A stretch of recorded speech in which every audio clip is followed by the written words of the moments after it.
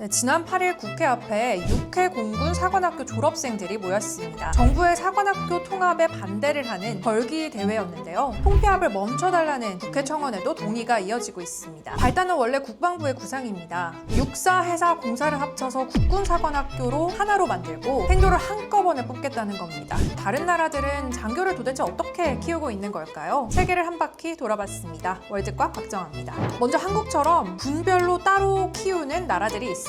각각 100만 명 이상의 병력을 가진 미국과 중국이죠.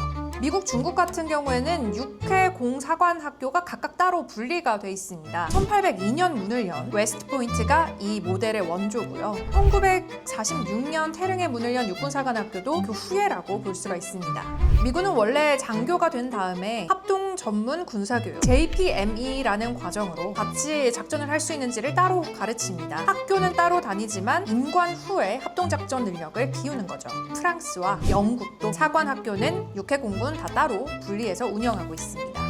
반대로 통합형 국가들도 있습니다. 대표적인 게 캐나다입니다. 캐나다는 1968년 아예 육해공 자체를 하나의 군으로 통합을 했습니다. 호주도 마찬가지인데요. 1986년에 세운 ADFA에서 함께 3년 동안 교육을 받은 뒤에 1년은 각 군에서 실무를 익힙니다. 인도와 필리핀도 통합형입니다. 그런데 뜯어보면 이 나라들은 공통점이 있습니다. 바로 병력 규모입니다. 통합군으로 이렇게 사관학교를 운영하는 나라들은 호주는 상비군이 6만 명이 채 안 되고요. 캐나다도 7만 명이 되지 않습니다. 학교 3개를 각각 따로따로 굴린 예산이랑 인력, 여력이 부족하니까 이걸 한 번에 합쳐서 굴리고 있는 겁니다. 상비군 10만 명이 넘는 나라 중에 이렇게 사관학교를 통합형으로 운영하는 경우는 드물다는 게 전문가들의 지적입니다. 호주나 같은 경우 우리랑 안보 상황이 좀 많이 좀 다르잖아요. 따지보면 예를 들어서 호주 같은 게 육군이 육군이 많이는 요구가 되지 않는 군대이지 않습니까? 지금 해외 파병도 거의 안 나가고 더 보니까 그런 사람들 보면은 그 나라가 없다고 해가지고 우리가 이제 없앤다는 논리는 좀 맞지는 않죠.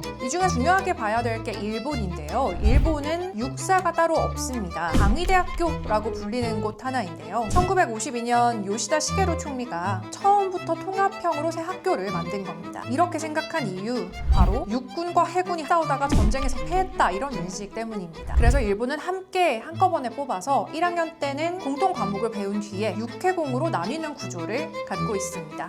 지금 국군사관학교의 구상과 상당히 닮아 있는 구조인 거죠. 일본 자위대 같은 경우는 육군은 이제 공격적인 어떤 부대라기보다는 방어적인 성격의 부대예요. 그러니까 예를 들어서 위협에 이제 상륙작전이 벌어질 경우에는 그걸 방어하는 부대다 보니까 우리 군하고 많이 좀 차이가 있는 거예요. 해상 자위대가 일본 군 중에서는 제일 이제 규모가 크죠. 이 나라는 어쩔 수 없죠. 북한의 어떤 대규모 지상군의 위협 때문에 육군이 과거부터 크게 있었는데 북한이 이제 무기 체계가 고도화되기에 따라서 육해 공군이 다 이제 유사시에는 제 역할과 임무가 있기 때문에 자위대처럼 따라간다는 거는 좀 우리의 안보 상황과 일본의 안보 상황을 좀 차이를 좀 봐야 되는 문제라고 생각됩니다. 그런데 이렇게 통합을 해본 나라들 중에는 다시 되돌리려는 나라들이 많이 나오고 있습니다. 캐나다의 통합사관학교 RMC는 2022년부터 운영 문제가 제기돼서 폐지론까지 거론이 됐습니다. 각종 싱크탱크와 전문가 보고서를 통해서 군사훈련의 실효성이 너무 떨어진다라는 지적이 계속되고 있는 상황입니다.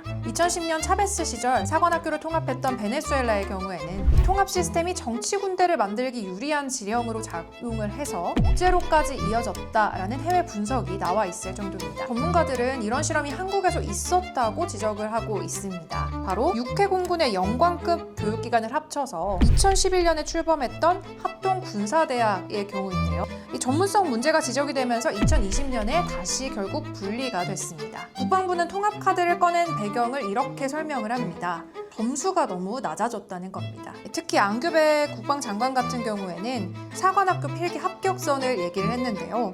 300점 만점에 2018년까지는 230점대였는데 2026학년에는 육사가 212점, 해사는 161점까지 내려왔습니다. 지난해 임관한 기수를 보면요. 육사 입학생 4명 중 1명이 중간에 학교를 그만뒀고요. 하지만 이건 군인이라는 직업이 매력을 잃으면서 합격선이 점점 낮아지고 있는 것인데 이걸 학교 통폐합으로 풀려는 건 결국 이유와 결론이 너무 다른 것 아니냐라는 없다는 전문가들의 지적이 이어지고 있는 이유인 거죠. 통합의 목적이 뭐냐, 뭐 이게 중요한 거잖아요. 뭐 각군의 이기주가 있다라고 얘기를 하는데, 예를 들어서 뭐 전력 증강 부분에서는 각군들마다 다 이제 자기 전력이 중요하다 이렇게 하다 보니 그걸 이제 이기주로 봐야 되나 좀 생각이 좀 들어요. 과거에는 이제 육군 위주로 좀 돼 있고 하다 보니 육군 차원의 어떤 부대가 좀 됐지만은 지금 좀 상황이 많이 다르죠. 저도 뭐 합참에 근무해봤지만은 그렇게 각군의 어떤 이기주의 그런 건 없습니다. 따져보면 통합 사관학교 만든다는 명분과 논리가 좀 많이 빈약하다 이런 좀 생각이 들어요. 사실 사관학교는 군 기관인 동시에 대학교이기도 합니다. 때문에 오랫동안 이어져 왔던 이 제도를 바꿀 때에는 생도들의 문제뿐만 아니라 학부모들의 공론, 더 나아가서는 우리 군을 어떻게 운영할지에 대한 대국민적인 토론도 필요하다는 지적이 나오고 있습니다. 월드꽉 다음 시간에 뵙겠습니다.